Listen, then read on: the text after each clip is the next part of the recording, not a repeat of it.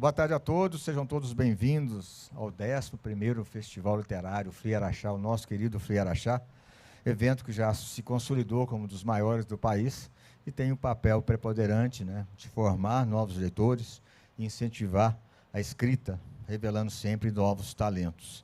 Vou começar essa mesa, que vai falar de histórias e memórias, de forma breve, apresentando os nossos queridos convidados que aqui estão. Erilda Marques Pereira da Rocha, que aqui está ao meu lado, possui graduação em licenciatura em Letras e Ciências, Matemática e Pedagogia, especialização em Biologia Evolutiva, Ciências da Religião e Supervisão e Inspeção Escolar, especialização em Planejamento, Implementação e Gestão de Educação à Distância, mestrado em Educação e doutorado em Ciências. É da Academia Araxaense de Letras, tem artigos publicados no Jornal Correio de Araxá, em congressos nacionais e internacionais, trabalhos em periódicos, e está lançando aqui no Frei Araxá o seu livro, Um Século de Histórias e Memórias, Araxá sob a ótica dos antigos moradores. Júnia Detone, primeiras damas, Júnia Detone de Paiva, que tem pós-graduação em Pedagogia Empresarial, Educação e Desenvolvimento de Talentos Humanos, Administração e Turismo, foi presidente do Lions Clube de Araxá, é organizador de eventos empresariais e sociais, foi gerente de evento das Termas do Grande Hotel do Barreiro, e também professora. No Frei Araxá, vai falar sobre as histórias da cidade, principalmente as contadas pelo seu pai, Fábio Vicente de Paiva. E, finalmente, o Dr. Oswaldo Teixeira Afonso, que é médico formado pela UFMG, fez residência no Hospital das Clínicas da USP, nas áreas de Clínica Médica e Cardiologia, pós-graduação em Geriatria na PUC de Porto Alegre. Construiu sua carreira na Santa Casa de Araxá, ocupando cargos de diretor clínico, diretor médico, presidente por um mandato da Sociedade de Medicina e Cirurgia de Araxá, sócio fundador da Uniclínica e Unimed de Araxá. É agora médico muito conhecido, respeitado na cidade, está aposentado e decidiu entrar com o pé direito no universo das letras, lançando no Frei Araxá seu primeiro livro, Resiliência, Reminiscências, biografia da dona Wanda Afonso Reis. Então vamos lá, lembrando, como foi dito aqui, no decorrer da mesa, nós iremos abrir para vocês fazerem as perguntas, então já vão pensando aí no que querem perguntar. E ao final da mesa, Erildo e Oswaldo estarão à disposição de vocês para apresentar o livro e fazer as dedicatórias no lugar especial à nossa esquerda, lá na frente. Então vamos lá. Erildo, você está lançando o livro aqui no Frei Araxá, a segunda edição do seu livro, Um Século de Histórias e Memórias. São 7 capítulos, 7 pessoas com mais de 90 anos, e algumas estão aqui, com muita honra para todos nós. Como é que foi essa história do livro? Contar a história de tanta gente importante, tanta coisa boa para contar para nós. Agradeço imensamente a Deus a oportunidade de ter sido tão recebida por essas pessoas maravilhosas. Os 7 protagonistas do livro Um Século de Histórias e Memórias. E foi gratificante, porque eu aprendi muito a cada conversa, a cada bate-papo que tive com esses idosos, todos mais de 90 anos, que estão aqui hoje. 3 estão aqui nos brindando com a presença deles. E essa história foi desde que eles me contaram, desde o nascimento deles, perpassou por tantas histórias de idas e vindas. Nós temos aqui pessoas que tiveram a oportunidade de fazer o curso normal, pessoa que nunca foi à escola. Então, são histórias diversificadas. E a cada bate-papo foram surgindo as letras, formando as palavras e os textos. E a primeira edição do livro foi esgotada rapidamente, e foi pelo pedido da comunidade de Araxá e até fora de Araxá, que a gente está lançando a segunda edição, e com muita gratidão por todos, França. Que ótimo, parabéns. Cita para a gente quem dos seus personagens que estão aqui. Dona Cecília Beatriz, da Academia Araxaense de Letras, uma honra estar aqui com a gente, agradeço imensamente. A dona Maria Hilda, que está aqui presente com a gente também, ela nos brinda com a história da fundação do nosso grande hotel da cidade de Araxá, que ela viu a fundação dele. E a dona Cecília Beatriz nos brinda com a história de amor, né? E teve um beijo no ar aqui nesse livro, gente, no Teco Teco, muitos anos atrás, de muita cumplicidade, de muito amor, de muito respeito. E nós temos aqui a dona Benedita, minha vizinha de longas datas, e, como ela falou, pelejou tanto para estudar, né? E com muita vontade das letras, de conhecer a literatura. E, antigamente, era muito difícil a mulher frequentar a escola, então era uma briga que elas me contaram como é que funcionava, né? Muito difícil, era muita vontade de estudar, mas não tiveram essa oportunidade. Daí, então, nós temos o senhor Francisco, e o senhor Francisco foi à Segunda Guerra Mundial. Então, ele tem uma história de patriotismo, de amor pela pátria. Ele não está aqui hoje, porque ele está acamado, né? Ele completou mais de 100 anos, então, mais de um século de histórias e memórias. E também, com um ano antes de lançar o livro, nós perdemos um protagonista, foi o único, né? O senhor Lourenço Silva. Ele se despediu da gente, comentando a importância que era esse livro, porque ele disse: obrigada pelo tempo que você disponibilizou para conversar comigo, porque aqui eu estou deixando a minha história, e esta história, ela cabe em todos os lugares. Ele estava ali se despedindo, e eu não entendia que ele estava se despedindo de mim e da família naquele momento, porque, quando eu escrevi esse livro, a família também fez parte. De todas as fotos que estão aqui, eles me ajudaram. Então, eu mesma tirei ele naquele momento, e a gente estava em plena pandemia. Eu quase que tomava um banho no álcool para chegar perto deles, gente. Né? Ali com todo o respeito, com todo o carinho. Às vezes tinha que ir para o quarto.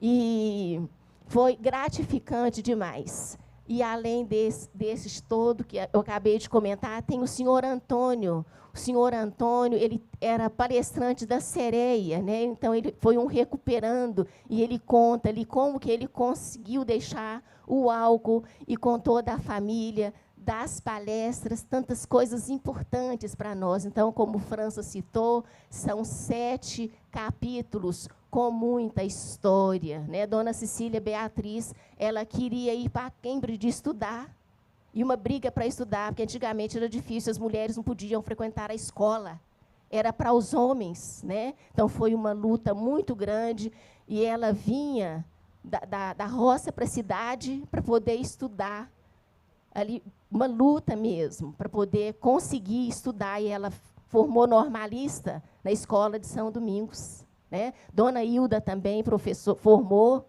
né, Dona Hilda? E, antigamente, igual ela me contou, era muito difícil. A Dona Benedita, nessa luta para estudar, né? E depois ela conseguiu juntar as letras e ler alguma coisa, né, Dona Benedita? Então, é gratificante. Tenho muita gratidão por todos vocês. E é um livro que eu recomendo para todos, eu indico para todos, porque aqui tem grandes histórias, grandes personagens, contando com muito carinho, né? E eu desdobrei muito para escrever rápido esse livro. Foi o livro mais rápido que eu escrevi na vida, entre os artigos, entre todas as coisas, porque eu tinha, principalmente, uma pessoa que falava: termina esse livro logo, eu quero que minha neta leia para mim, porque eu não consigo mais enxergar tão bem, e eu quero deixar para minha família. E alguém me contou também que, antigamente, o namoro, você não podia olhar para as moças. Era muito grave se dirigir a uma moça, pegar na mão, então eu tinha que casar. Nem que fosse ali na Filobé, né? Nem todas, algumas histórias assim, as mulheres exemplos, conseguiram, né? Então, tem muitos exemplos, gente. Perfeito. Essa literatura é muito interessante, e eu tive uma grande oportunidade. Foi um dos melhores trabalhos que eu fiz na vida. Então, tenho muita gratidão, e obrigada a vocês que estão aqui nesse momento, né? Nos prestigiando, nos ajudando. Temos personagens do livro aqui presentes, vivos, personagens vivos, dando exemplo aqui, né? Então, eu queria pedir uma salva de palmas para todos.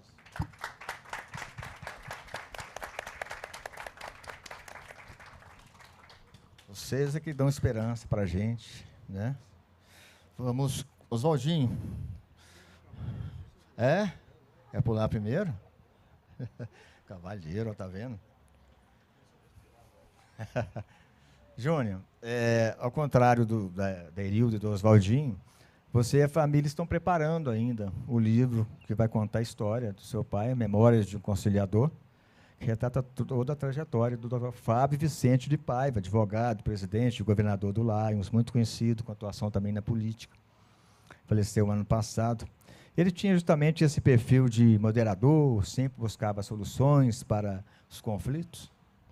Sempre, né? Boa tarde. Prazer estar aqui. Obrigada, França. E é muito difícil falar do meu pai. É difícil e fácil ao mesmo tempo, porque ele sempre muito gentil nas palavras. Papai falava muito bem. E até eu falava com ele assim, pai, que vontade de falar bem, escrever bem como você. Aí ele sempre falava para mim, pega os livros, ler, né? Porque a leitura traz isso para a gente, esse conteúdo, né? E o papai é aquela gentileza, sempre conciliando, sempre com um espírito de paz, de leveza, tranquilidade, amor em tudo que ele fez. Inclusive, ele soube, com as palavras e a oratória dele, levar aquele espírito de servir o próximo, que hoje se fala muito na empatia, né? Vamos sempre lembrar do próximo. E o papai sempre teve isso, e é nato dele, né? E esse livro fez muito bem para ele. Eu lembro quando você chegava lá em casa, né, França, a felicidade que ele tinha de lembrar do tempo de estudo, que não foi fácil, né? Ele saiu de Araxá para estudar fora, naquela época. Meu pai de 1935, né? Eram horas e horas de viagem de trem, né? Então, ele foi ousado naquela época, ele sabia o que ele realmente queria. Então, ele foi um grande exemplo para a gente. Eu e meu irmão, a gente sempre ouviu os conselhos dele. E lá em casa, sempre cheio de amigos e pessoas que, sim, que gostariam de um conselho dele, porque realmente ele falava as coisas certas na hora certa e com aquela calma, né? E isso foi um grande exemplo para a gente. É sempre muito ponderado, né? Eu tive a oportunidade de conviver com ele nos últimos meses. Eu aprendi muita coisa, pode ter certeza. Viu? E uma das coisas boas também que ele conta no livro é o grande amor da vida dele, né? Que é a dona Cleonice, que está aqui, e que mereceu, né, não só um capítulo, mas quase o livro todo. Isso eu aprendi muito em casa, que a gente viveu o amor dos dois, um companheirismo, um dando força para o outro. Né? Isso é muito bonito, a gente ver isso hoje em dia, esse amor puro, verdadeiro, e o dia a dia, né? Precisando um do outro, e sempre ali, dá sempre um abraço, um acolhedor. Então, isso é fundamental para uma estrutura de uma família, eu acho, o amor. Né? E o papai sempre passou isso para a gente, esse amor de filhos. Todo momento que a gente precisava dele, ele estava ali para conversar. Todos os momentos que eu precisei, das decisões, né? Principalmente a gente que vai fazer vestibular, sempre tem dúvida, né? O que fazer. Eu lembro o papai sempre, eu falei, pai, o que eu faço? Tipo assim, né? Então, ele sempre, com aquela calma dele, e ele falava as coisas certas que a gente precisava ouvir naquele momento. Né? Respirava fundo e respondia, né? E aí, vai continuar fugindo, não? Vamos lá, não tem um comercialzinho, não? Tem, não. Só vamos falar do livro. Do livro, seu primeiro livro, né? Que você fez em homenagem à biografia da dona Wanda, sua tia. De onde surgiu essa ideia? Você, no convívio com ela, você entendeu que ali tinha muita história para ser compartilhada? Ok. Boa tarde a todos. Quero aproveitar o embalo e cumprimentar a Cleonice, falar que o Fabinho sempre me socorreu nos momentos difíceis. Grande amigo, tenho muita saudade dele, viu? Então, eu queria falar primeiro dos bastidores de toda essa história, né? Eu, visitando a minha tia de 90 anos, no Natal, véspera de Natal, coisa que eu faço todo ano, conversando, conversa vai, conversa vem, eu senti que ali tinha uma fonte de história, de inspiração, que eu precisava escrever, colocar no papel. Agora, você sentir e realizar é uma coisa muito, muito distante, né? Aí, a primeira coisa que eu fiz foi passar Natal com os meus filhos e contei essa ideia minha para eles. Acolheram com muito entusiasmo e tal, mas aí, à medida que você conta para os outros, a responsabilidade aumenta muito mais, né? Eu falei, gente, agora eu vou ter que correr atrás desse livro, né? Aí, isso foi Natal, aí dia 28, eu, na minha ansiedade, liguei para um amigo que costumeiramente escreve. Ele falou, eu estou viajando agora no fim do ano e tal, mas quando eu voltar, lá para o dia 7, dia 10, a gente conversa. Eu falei, nossa, vai demorar muito. Aí esperei ele voltar, ele não me ligou, liguei para ele, falei, eu tive outro problema, que não sei o quê. Falei, agora acabou, né? Não vai ter livro mais. Aí comecei a peregrinar as cafeterias em Araxá, à procura do França. Ia num lugar, não tem vindo aqui não. Falei, então eu vou deixar meu telefone, se ele aparecer, você pede ele para me ligar. E assim, já era dia 15, dia 17 de janeiro, e o compromisso era para 30 de abril.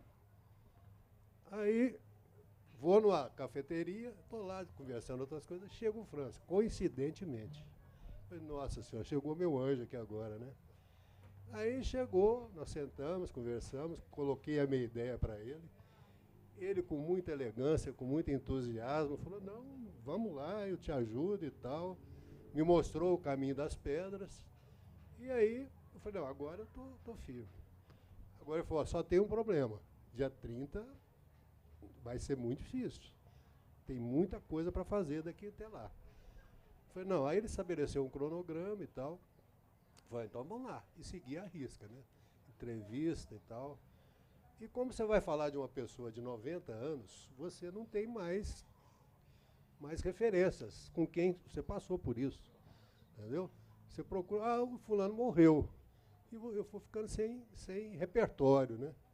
Ela já tem uma certa limitação cognitiva e tal, mas me passou algumas informações importantes. Aí comecei a gravar e tal, foram 70 minutos de gravação.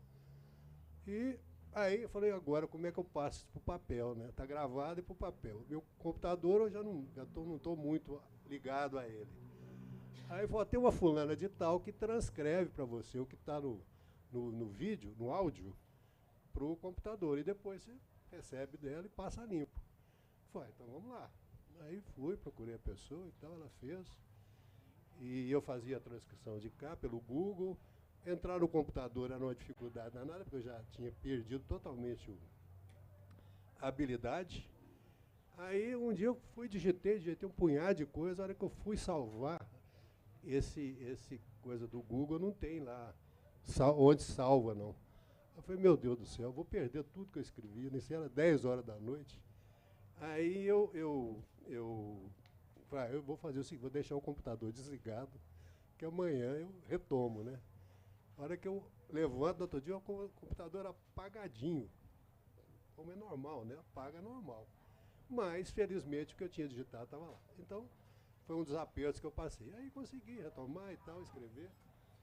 E a gente sempre trocando ideias e tal, ele me deu total apoio, foi muito importante.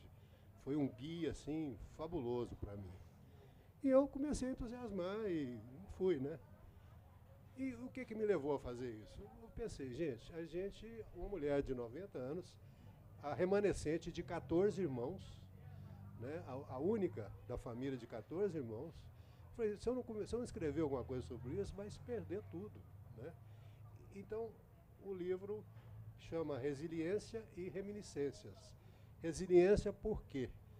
Ela, não sei se alguém deve lembrar dela aqui, aos 8 anos de idade, ela foi acometida de uma doença que levou ela a se isolar num sanatório com 8 anos de idade. E ela foi para esse sanatório, ficou internada 4 anos, na época a doença era contagiosa, era hanseníase, e ficou nesse sanatório durante 4 anos. Recebia visita esporádica, a mãe levou ela lá, já mais de idade, chorava copiosamente quando deixou a filha lá, a filha chorando também. Só sei que nesses 4 anos ela cresceu lá dentro desse mundo, fez amizades, teve namoros dentro da clínica. Mas não dá muito spoiler não, senão ninguém vai comprar o livro. Então. Não, vai ficar só por aí. Então, frequentou lá e tal, foi muito legal, voltou, se reentregou à sociedade e teve uns casos amorosos na sua fase de sexualidade muito aflorada, algumas coisas meio trágicas até nisso aí. E deixa eu contar mais um pouquinho. Daqui a pouco você conta o resto. Daqui a pouco. Então, saiu isso aí. Aí eu peguei o gancho na parte de reminiscências e lembrei a história dos meus avós com 14 filhos. No casarão que eles moravam e tal. E fiz deslanchei em cima disso aí. O França, ele é suspeito, mas elogia muito e tal, mas eu acho que posso melhorar. Não sei se vou tentar, mas posso. O livro realmente é um exemplo de vida, né? Das várias fases que ela passou. E eu realmente adorei o livro, pela forma como você organizou e tudo. Sou suspeito, né? Mas eu recomendo. Erilda, na gramática, saudade é um substantivo abstrato que só existe na língua portuguesa, né? Como que seus entrevistados no livro elaboram e lidam com a saudade dos amigos, dos parentes que já se foram, saudade de costumes e comportamentos, né, de outras épocas? Bom, uma fez aniversário recentemente, Dona Cecília Beatriz, que eu tive lá com ela, né, fui comemorar junto com ela esse aniversário, e é o que ela fala, a saudade é importante, mas está ali nos quadros. Cada quadro que ela vê, a casa dela é cheinha de quadros. Então, ali vai matando a saudade da família. E também fui visitar a Dona Hilda, né? A Dona Hilda falou, eu estou vivendo de saudades, porque vai passando, a gente perde os pais, os irmãos, os filhos, a gente perde um pouco da identidade, né? Então, ela sempre me fala isso. Então, ela brincou, estou vivendo de saudades, né? E é o que o França acabou de comentar, é só na nossa língua e portuguesa. Também visitei Dona Benedita, e ela vai fazer aniversário, e eu falei, estarei nesse aniversário, né? Vai ser uma comemoração, 100 anos, um século, gente. Ela está aqui firme. Ela está aqui com a gente para ouvir, né? Os protagonistas estão aqui. Eu fico emocionada com essa oportunidade que Deus está nos dando, está nos brindando com tantas histórias bonitas. E eu ia visitar o senhor Antônio também, o senhor Antônio acho que não estava em casa, né? Então, essa semana eu tirei para visitá-los, e eles sempre falam, quando é que você vai voltar, né? Então, a gente tem uma conversa ficamos amigos, uma conversa muito boa, e eles falam aí dessa saudade. De onde surgiu essa ideia de pegar depoimentos de pessoas com mais de 90 anos, para contar sua história, compartilhar suas experiências? Bom, na minha infância, do lado da minha casa, tinha uma senhora que era cega, e ela estava já bem idosa, e a família dela tinha muita dificuldade financeira, igual a minha. Aí a minha mãe falava, pega na mão dela, ela vai em alguns espaços e traz as coisas para ela, guia ela. E dessa forma eu fazia, escutava muitas histórias dela. Eu ficava pensando que precisava de mais valor. E a minha mãe também sempre levava a gente no Asilo São Vicente. E a minha casa tinha não tinha tanta coisa economicamente, financeira, a gente era pobre ali, não tinha tanta coisa, mas o que tinha era...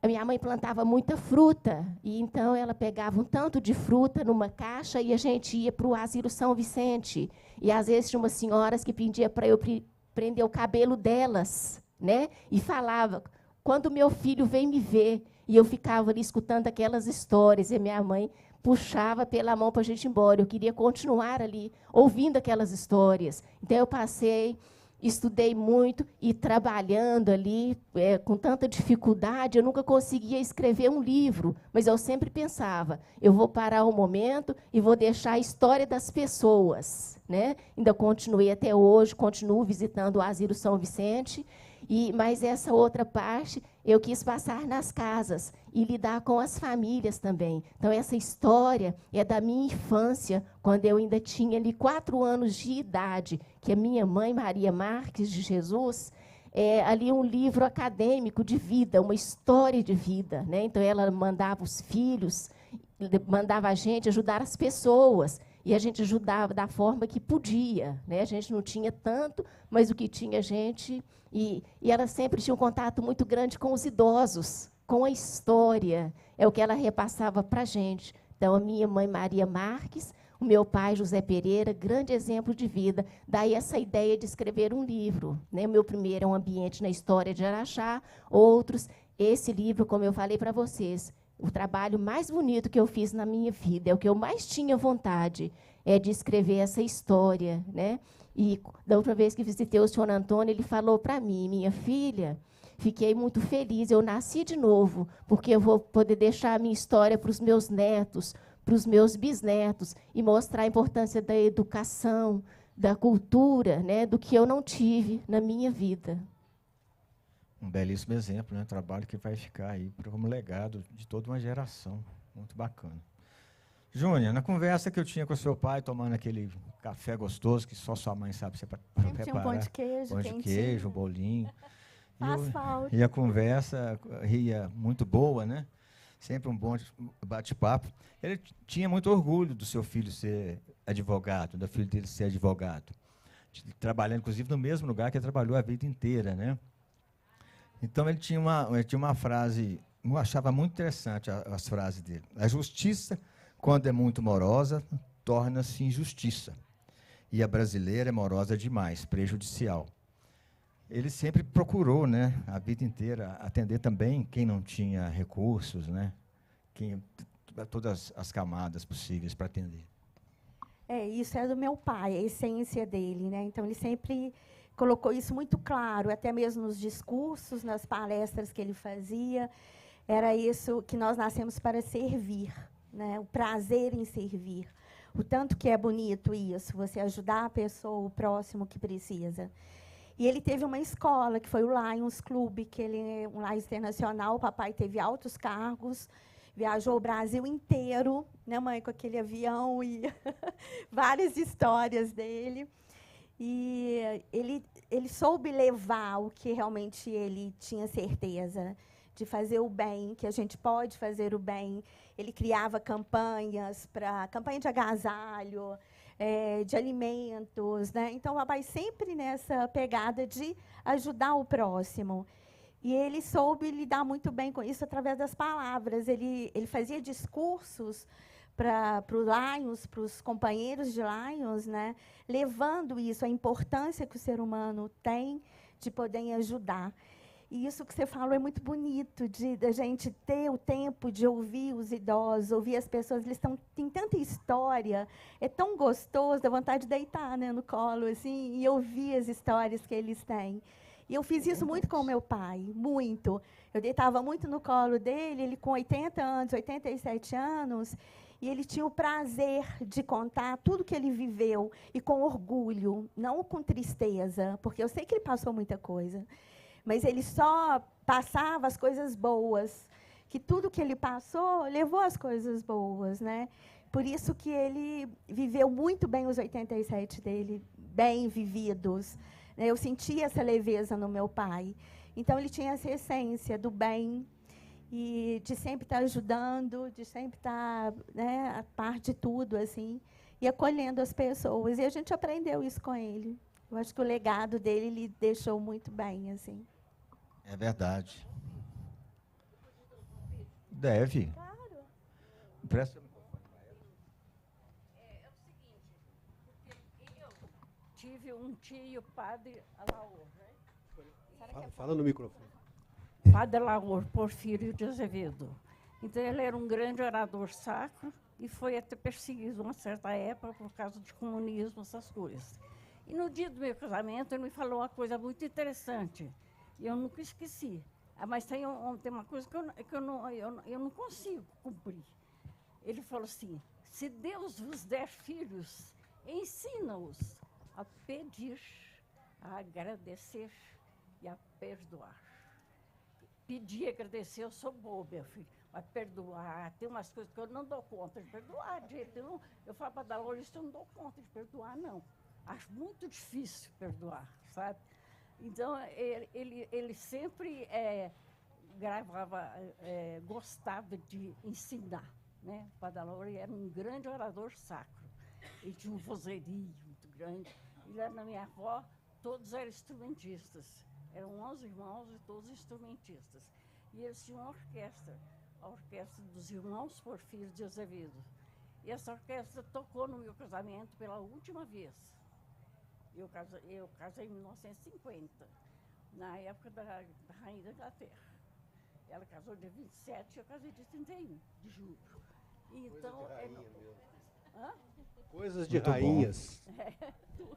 Gente, Mas então, ele sempre falava as coisas assim, com segurança que você ia fazer aquilo, né?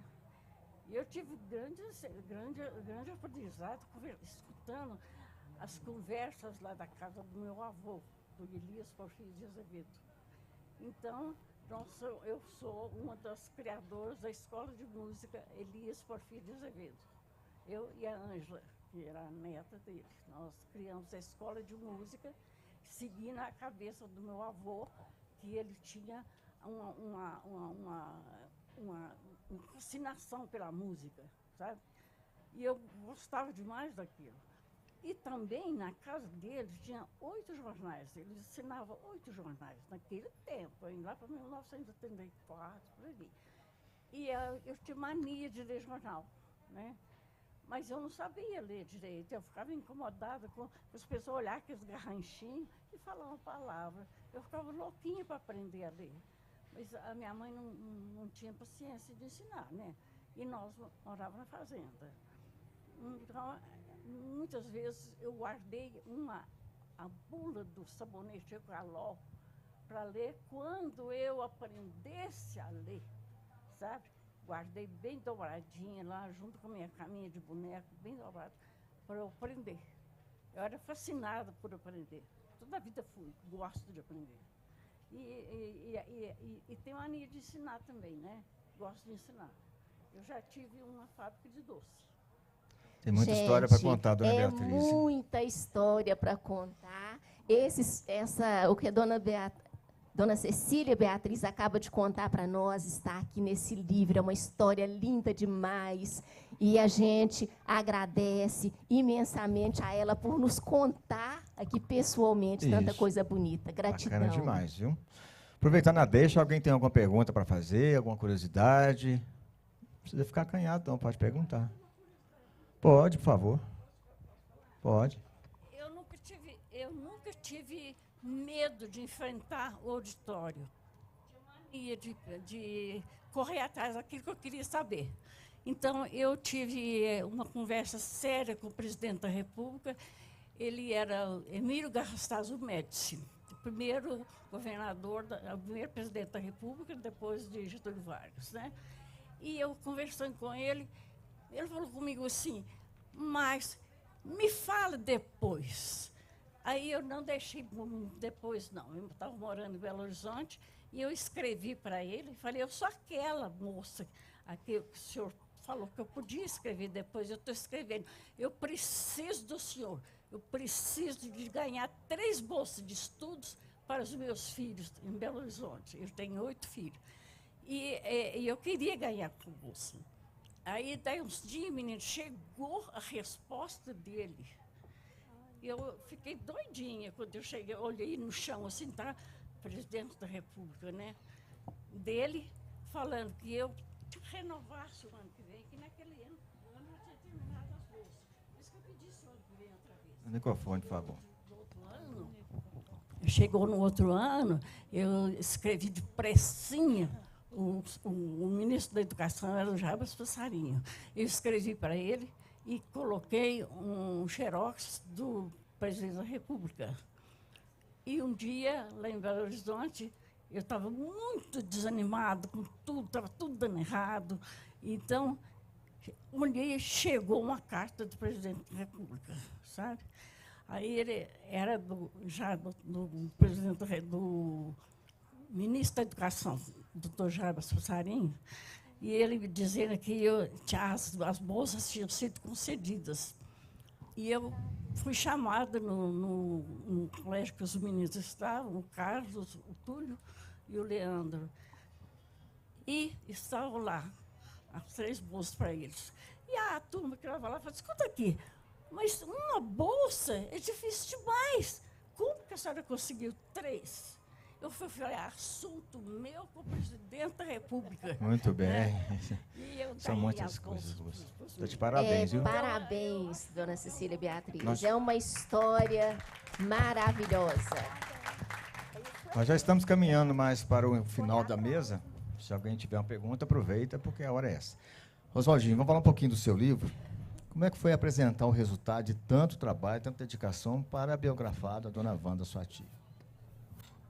A dificuldade? Dificuldade, como é que foi a reação dela? A reação foi assim, surpreendente. Ela ficou intensamente grata. É uma pessoa que viveu o que ela viveu, né? Com muita humildade, com muita resiliência. E receber aos 90 anos de idade esse tipo de homenagem, né? Para ela foi assim muito gratificante. Foi para a família toda, de ver a maneira como ela recebeu tudo isso. Então, eu acho que marcou. Valeu o sacrifício, valeu a pena. E, acima de tudo, eu acho que ficou documentado uma história que, se você não colocar no papel, ela vai embora. Meus netos, meus filhos jamais vão resgatar isso. Eu tive dificuldade para escrever hoje, imagine daqui 20, 30 anos. Você não vai encontrar mais nada disso. Então, foi bom. O resultado foi muito gratificante, muito difícil para quem nunca se propôs a fazer um trabalho como esse, mas foi bom, valeu a pena.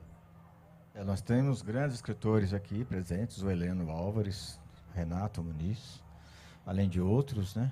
Dona Cecília, que é nossa rainha e exemplo da Academia de Letras, né? Vai ficar só no primeiro livro ou tem mais? Depende de você. Esse entusiasmo seu, acho que eu vou ter um estante de livro daqui a poucos anos. Tomara. Muito obrigado. Valeu. Erilda, para a gente finalizar sua participação, você é a primeira mulher negra da Academia Araxaense de Letras. A academia está prestes a completar 65 anos e só agora teve esse privilégio de contar com a sua presença lá.